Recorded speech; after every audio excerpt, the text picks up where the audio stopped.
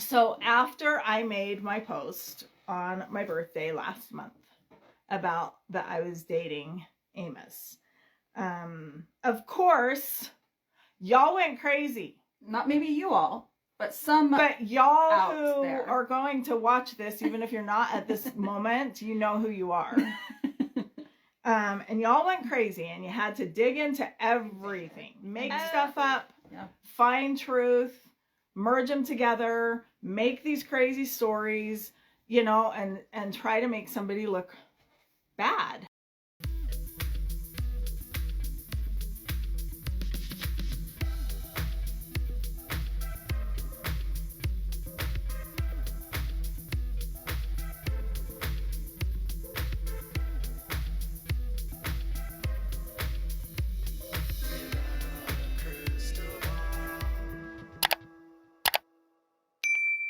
Hey friends, it's Katie from Without a Crystal Ball. Welcome back to my channel. It is Sunday, February 25th, 2024. I hope everyone's having a wonderful day.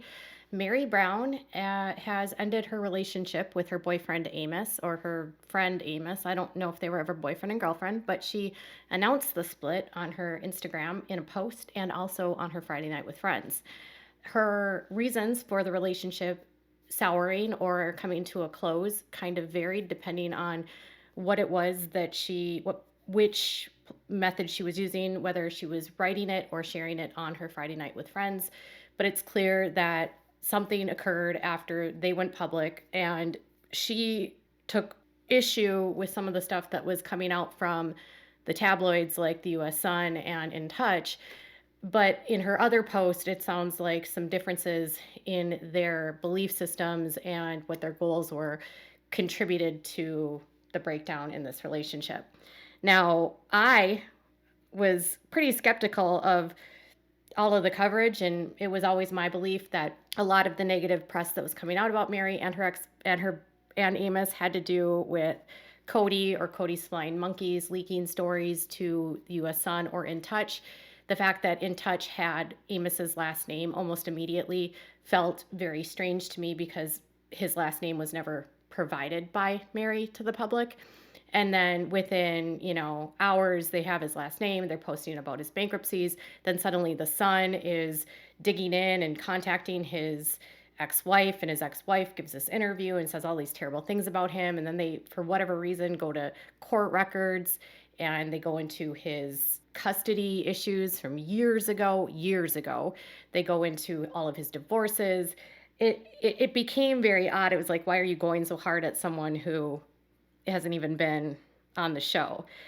And my channel spoke to that specifically. And again, I firmly believe that a lot of this had to do with Cody Brown, but that's just my belief. Anyways, so Meri shared on her Instagram in a post something, and then she also shared on her face, also on Friday Night with Friends, which I'll show you some of the clips coming up here in a second. But just to share with you her post, let's dive into today's topic. Before we do, can you make sure to give this video a thumbs up? Make sure to subscribe to my channel if you haven't subscribed, and click on the bell so you never miss a video. On her Instagram last night, she wrote, "Life is a series of experiences. How you handle them and what you learn from them is who you become from them.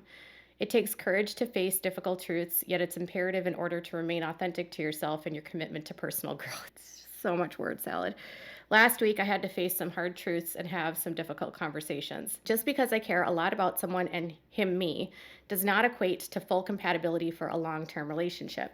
When we have different dreams and aspirations, different communication styles and values, different visions for our futures, and these things aren't aligning, it's then that we need to make hard decisions. It's strange and sad to care about someone so deeply, to look beyond their past, because heaven knows we all have one, to see the kindness in their eyes and their giving heart, and still know that a lifelong relationship isn't in the cards for you. It's only in the dating process that you can come to these realizations, and that's what living and dating is all about.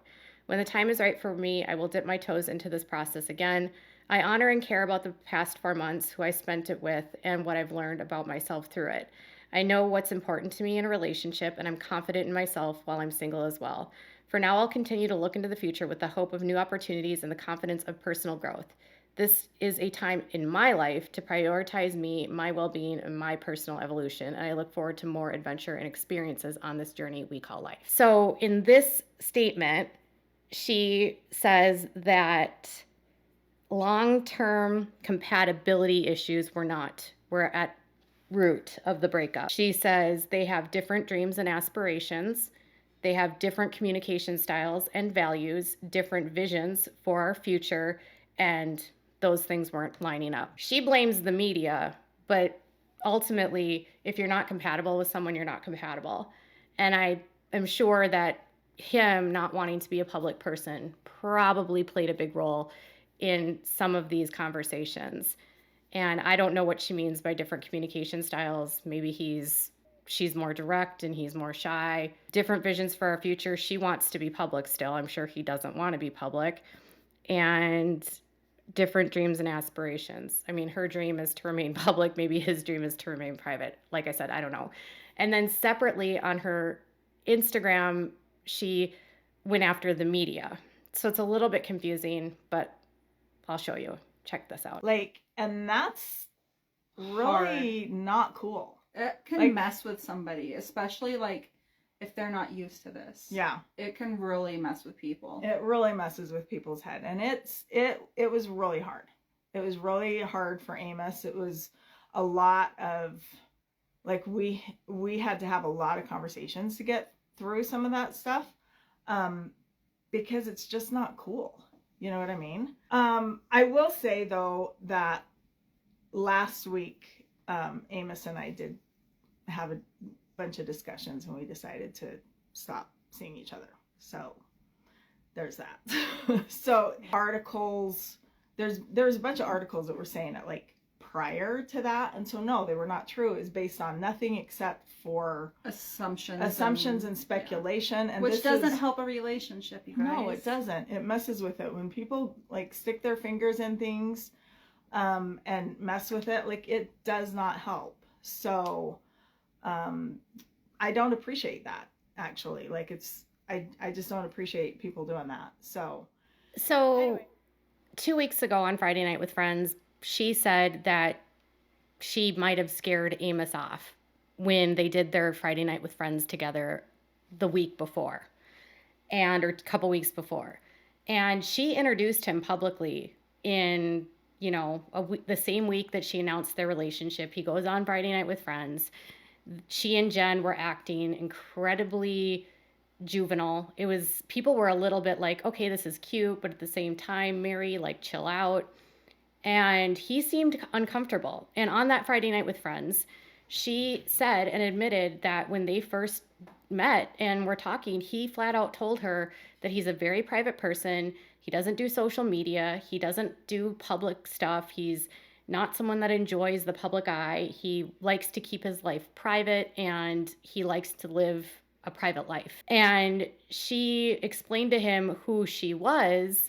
And in a way, it seemed like he accepted it, but that once it was put out there and he was introduced to the world, he might have just retreated because that's not what he wanted. It's super important when you're meeting someone that you do have the same goals. And if anyone's going to date her, they're going to need to accept that with it comes the public eye. And unfortunately, with the public eye comes media that will look into someone's past and look for stories. And the Sun and the In Touch did that. The interesting thing here is that, she's blaming the media, but it kind of seems like, in a way, the two of them just had completely different goals and desires for their future. So in the long run, if he doesn't want to be public, can you blame him? No. If she wants to be public, can you blame her? No, you can't. So at the end of the day, you just have to just say, like, it was a learning experience, right? She'll expand a little bit further from here, though. We're just not each other's long-term person, right? So it takes a lot. So what's going to happen now that you've announced it? Okay, so here's the thing. The reason why I wanted to make that post last month on my birthday saying that I was dating, that's what I was saying. I was dating Amos. We were, having this dating relationship, right? And it was like speculated that next month we're going to get married. Yeah. Or whatever. Yeah. Right? Like, no, I never said that. I said that we're dating. And Right. guess what? I'm going to date again, you know? And like, I wanted to be able to say that I was dating so that it became a everybody else didn't like say put it out you. there and say it for me that I was dating. Like, if it comes from me, it's true. Oh my gosh, you're dating. So the next thing is you're getting engaged and you're going to get married. Yeah. You know, it's like, no, like, I'm going to take my time. And here's the thing. I've actually seen like criticism about me for dating Amos. Why? I've seen criticism about me for breaking up with Amos. I've seen criticism just on Jesus, you haven't even announced until tonight, but they're already right, criticizing it. That's my point. That's my point. Yeah. And I've seen criticism to Amos for dating me and for breaking up with me. I mean, it's weird. Like, people have said, oh, good. So there should be no new articles. They've already been written before they broke up. There was one that I saw last week that was like, oh, good for him. He dodged a bullet about me. Oh, jeez. She did spend quite a bit of time talking about the negative articles, the criticism about the relationship, the back and forth, and what people were speculating. It just seemed a little bit strange because she's been on television for 15 years, and she had to have known that when she made the decision to announce that she was dating someone, that there would be some level of speculation. It's no different than all the articles that people cover. I mean, whether it's a blogger or it's, People Magazine or it's a tabloid. I mean, there's always speculation when it comes to a show. She is on one of TLC's most highly rated shows. So she can't be naive to the fact that anything she does and says on her social media is going to be looked at. So if people are speculating that there's something going on, that's not uncommon. I think that at the end of the day, Jen did ask him, did you see any red flags with getting involved with Meri, who was on a reality show that was a public polygamist that came from a polygamous sect? Were there red flags in getting involved with her? And he admitted and said, I have to say yes, there were red flags. There were some red flags. Like, there were some concerns about getting involved with her. And even if he is a bad guy, say that everything was said was true, I still don't believe everything that was said is true, because if he was, like his ex-wife said, after fame, he wouldn't have run away this quickly. You know what I'm saying? Like, if he was really looking for fame and to exploit a woman and to use her for money, he would have stayed on the gravy train. He would not have run away at the first bit of bad press. He would have stuck it out. So I don't believe he was a clout chaser, but could he have been a womanizer? Who knows? But if he is saying, yes, it was a red flag to get involved with her, and she still put him out public and said, this is the guy I'm dating. So she says, he's already concerned that I'm a public person. He says that he's a private person, and he's concerned that I was a polygamist and that I came from this polygamous group and that I'm on a reality show. But then she blames the media for reporting on what she put out publicly. Now, I'm not saying that the media isn't flawless. I mean, I think that the Sun did go a little bit too far in what they were reporting. It was not necessary to dig that deeply into someone who she was just dating, which is why I still feel like Cody and his flying monkeys were doing that to make her look like she doesn't know how to pick good people. But that's just my opinion. I think she might have overlooked the boundaries that he was setting, and she overlooked the red flags that he was showing to her of why this relationship wouldn't move forward.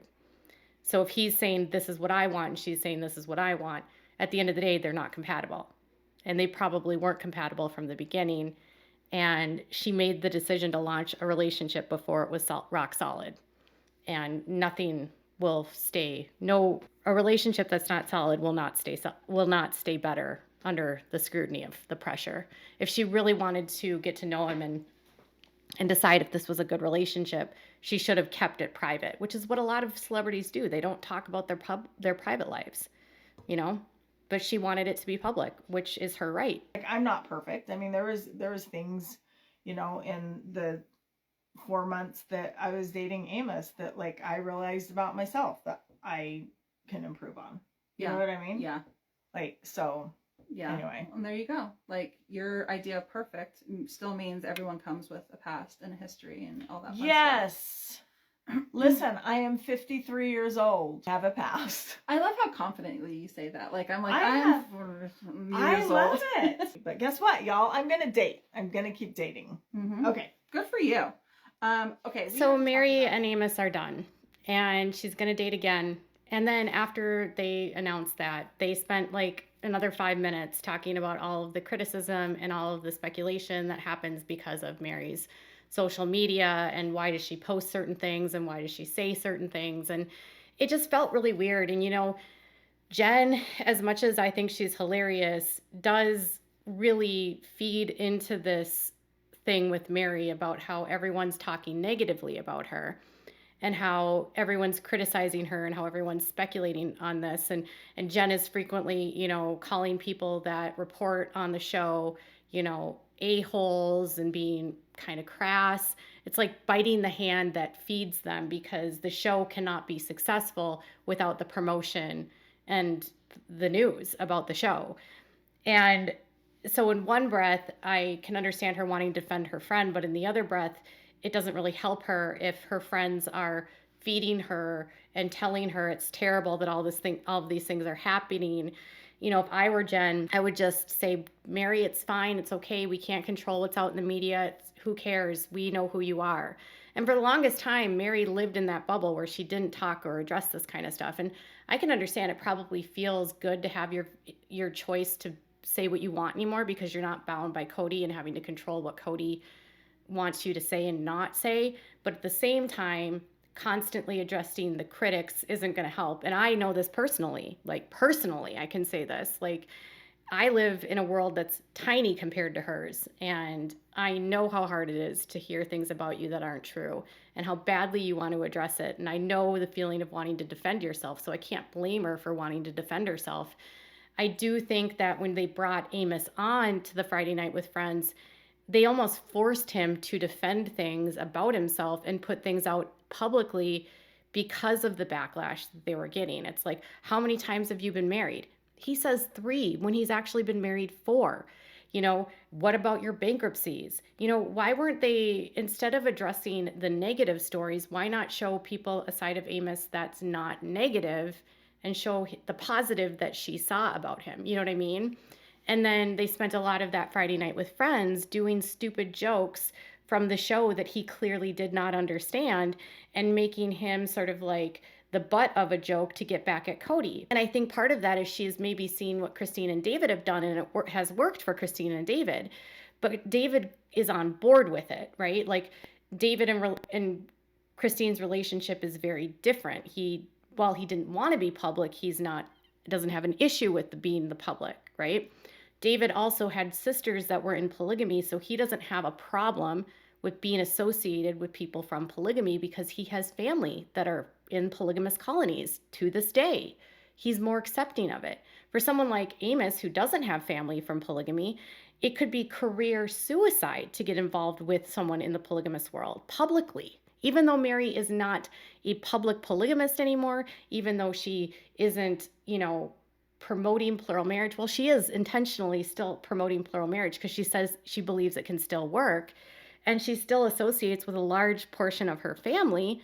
There could also be concerns from him that, are we going to be associated with this sector of people? And not everyone's going to want to be associated with polygamists.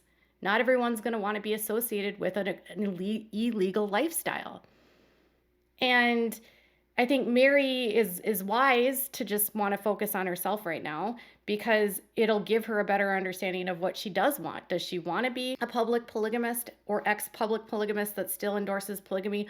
Or does she want to extrapolate herself from that and be like Christine, who is saying, I will never live polygamy again. I don't think it's healthy and I don't think it's good for anyone. You have to kind of find what works. And if someone isn't comfortable being associated and connected to polygamy, you cannot blame them for not wanting to be in a relationship with her. Or if he wants to be private, you cannot blame him for not wanting to be in a relationship with her.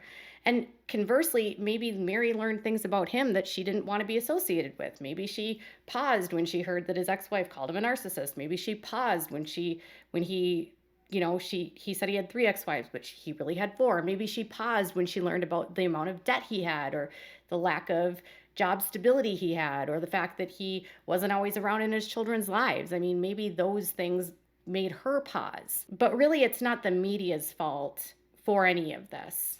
It's just an easier target than saying, like, we just didn't work out.